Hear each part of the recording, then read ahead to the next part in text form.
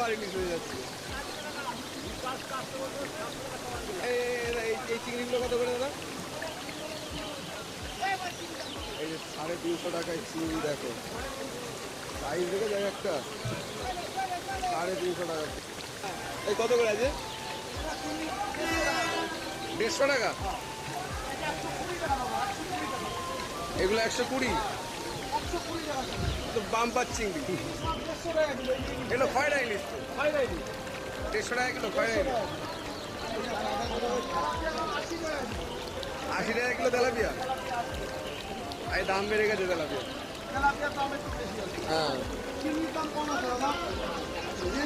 150 টাকায় চিংড়ি আসবে। কালকে ছিল 100, আজকে ছিল 150, আর এইগুলো 120।